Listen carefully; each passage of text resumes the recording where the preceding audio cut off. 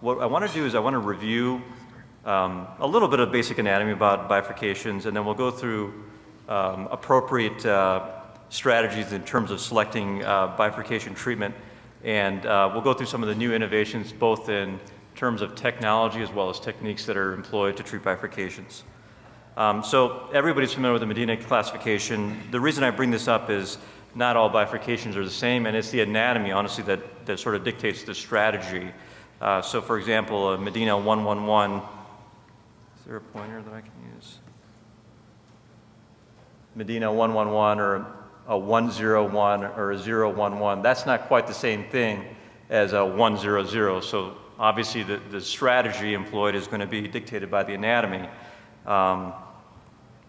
So multiple consensus documents, multiple meta-analyses all suggest that the provisional stent strategy is, if feasible, is the way to go. And the idea here is to deploy a stent that's sized towards the main branch and then perform proximal optimization in order to optimize the strut apposition and the stent expansion proximally, and ultimately to do it in a way that you don't compromise its carina and cause side branch closure. And so we'll talk about some of the techniques that are employed to try to do that. This is just moving down the provisional stent algorithm. So you stent this, optimize the stent for the mother branch, and then you look at the side branch to see if you're happy with the result. And obviously, if you're happy with the result, you're done. If there are issues with the side branch in terms of flow, or if it's stenosed significantly, then there are several strategies that are recommended to try to alleviate the problem. The first thing is to rewire the side branch, and rewiring it, you want to try to wire as distally in the bifurcation as possible so that you can get a little flap of struts that are reopening the side branch for you. That's sort of represented by this blue line in the diagram. You want to get as distal as you can into the carina as possible to lift some struts over to open up the side branch. And there's various ways to do this. There's kissing balloons, obviously. There's a kissing balloon followed by a pot technique, and there isn't a lot of really good data yet to decide what's the best way to do this. But ultimately, you have to choose your strategy to do this. And if you're happy, you're done. If you're not happy, then there's always the bailout stent strategy. So I found this nice report that came out just last month in Eurointervention describing a series of 106 patients with true bifurcation lesion, where they performed sort of a novel bifurcation treatment algorithm called the Repott technique, where they deploy the stent across the mother into the main branch, perform pot, and then they use a balloon to reopen the side branch and then do Repott. And they did LCT in between all of these steps. And what they showed is that they could improve global strut malapposition from 18.9% just after the stent was deployed down to 3.2%. And they could reduce residual side branch obstruction from 44% down to 17%. And they could reduce the ellipticity, in other words, the deformation of the proximal stent, from 1.19 to 1.13, so implying better strut apposition. And they followed these folks out clinically and had very low late event rates, and about half of these patients were left main disease. So it's just sort of an interesting, novel way of addressing this provisional strategy using only one balloon rather than kissing balloons. So what are some new technologies on the forefront that may help with these provisional strategies? So this is something I found recently in a swine model, a dedicated bifurcation balloon. And the reason that this is interesting is what they're able to do with this dedicated balloon is they can reduce the deformation of the main branch stent. They could reduce the balloon to vessel ratio from 1.66 down to 1.16. So again, better strut apposition, hopefully a better long-term result. So there's going to be some head-to-head preclinical trials with this device coming up soon, so stay tuned for that. This is also something that I just found recently that I thought was interesting. This is a stent delivery system that has an extra port so that you can wire the side branch, wire the main branch, deliver your stent already pre-wired on the side branch so that you have instant access through the strut. So it's a nice way to kind of maintain side branch access without having to actually jail the guide wire. So that was kind of interesting. So this is in the swine model right now, but stay tuned for this in the near future. Hopefully this will be something that makes it to clinical trials somewhere. So obviously that's the provisional strategy for lesions that are appropriate. For patients that need upfront two-stent strategy, there's an abundance of techniques. there's a lot of robust data for the DK crush technique. Several trials that have looked at DK crush in both non-left main as well as left main disease. So in non-left main disease, DK crush technique seems to be superior to provisional stenting. In terms of left main disease, DK crush seems to be superior compared with two-stent as well as culotte stenting.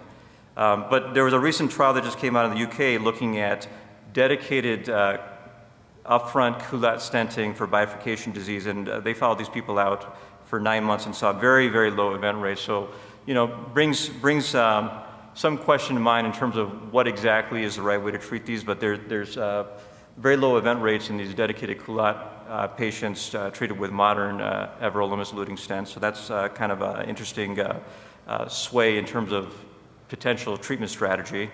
What about tech? So this is some interesting stuff that is in the pike. This is a stent that's a self-expanding wedge that's deployed in the carina, and then it's extended using dedicated balloon expandable stents. All of it is drug-eluting with biolimus, and there's actually 5-year follow-up data on these patients showing very comparable outcomes to patients treated with culotte stents. So that's, I thought, very interesting.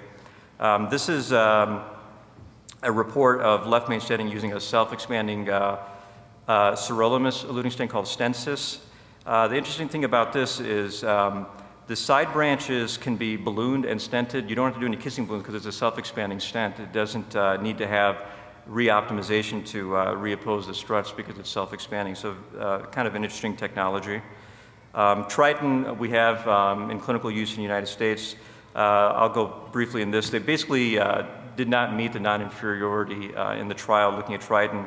It's a bare metal stent which is deployed into the side branch, and then a drug-eluting stent is deployed in the main branch. And basically the smaller the side branch, the less clinical improvement that we saw with this. And it's hard to know whether this is really something that should be used over provisional strategy or two-stent strategy. There are other drug-eluting stents that are dedicated bifurcation stents. This is a design that's not available in the United States, which is been used in Europe with interesting design with open cells at the side branch and a balloon that obviously does the things that we talked about. It optimizes the stent proximally, optimizes the stent distally with good angiographic result, and pretty interesting 4-year data that shows comparable results to two-stent strategy.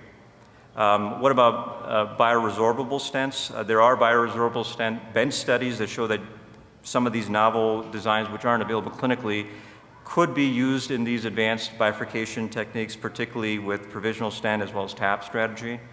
Drug-coated balloons have been looked at. Unfortunately, there isn't a lot of encouraging data with drug-coated balloons either by themselves or with bare metal stents or drug-eluting stents, so I don't have a lot of positive to say about that. But in conclusion, I think that the strategy has to be dictated by the anatomy, and if the anatomy allows for it, the provisional stent approach is the right approach with the aim of good stent apposition and expansion and trying your best to maintain the original anatomy of the carina to preserve the side branch. Two-stent strategy is appropriate for complex disease as well as a bailout for the provisional strategy. The exact two-stent technique that should be employed remains an area of active debate. And ultimately, there's all this new tech that's out there that may help us in the future in terms of how best to handle these very complex disease lesions. Okay, thank you. So we have a few minutes for discussion. So I would like to ask you, so what's your, I mean, you gave us a very nice update on innovation. So what's your preferred strategy for bifurcations? Well, it's... Or you have an algorithm that you have in your mind that you use, so share with us. Sure. I mean, I think it's what I alluded to. It's really dictated by the anatomy. If it's not a real true bifurcation lesion, then I would go with provisional stent. And then I actually have been doing the pot side branch repot technique and been very happy with the acute results with that. We often obsess over the side branch, you know, that's the whole game here. But many times if you pressure wire the side branch, it's not as significant as we thought. So what's the role of FFR and pressure wiring for these side branches? I think that that's an important adjunct to making your treatment decisions here, because all the long-term data alludes to keeping it simple. So I think that's important. Perwaiz, you have a question? No, so I agree. I think it's become more and more clear in the evidence that provisional stenting is really the way to go.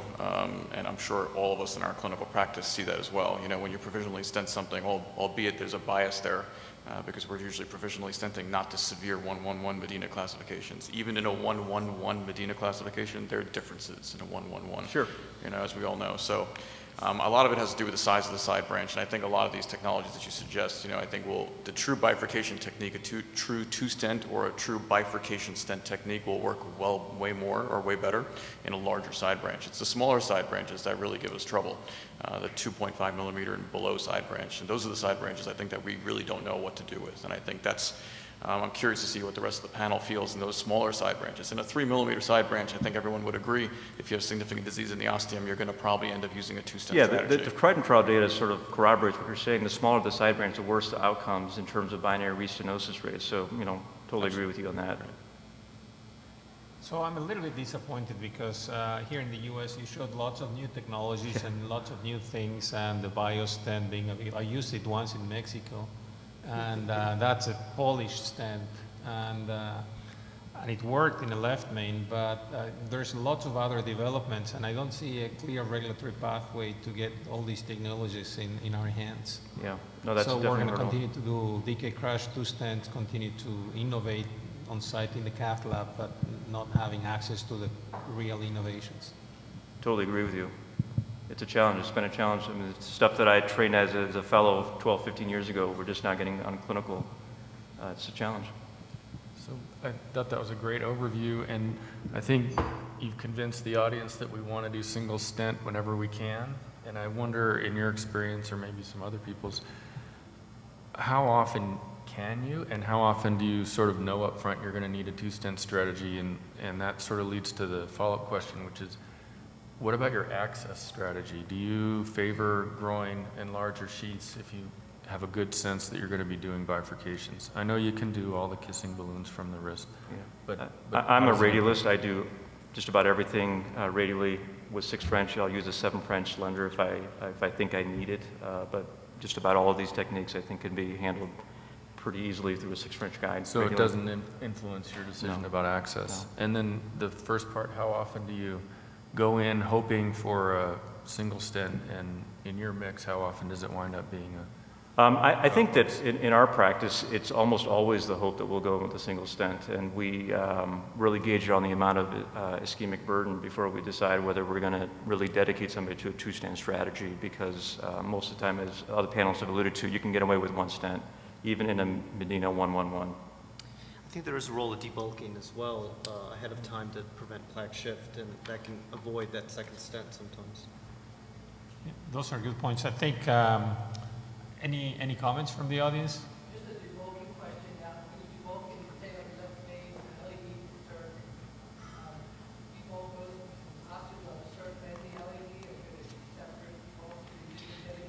Yeah, I think it depends on the severity of the stenosis at what you're calling the side branch. If it's, LED circ, I mean, that's potentially a big side branch, and you may debulk both. But if it's a diagonal, just debulking that LED sometimes is all you need to do. And by debulking, I mean rotational atherectomy, more so than even orbital. But just get that lumen created, ablate some of that plaque. And there are data, I mean, there are data supporting less plaque shift with rotational atherectomy in the main branch. So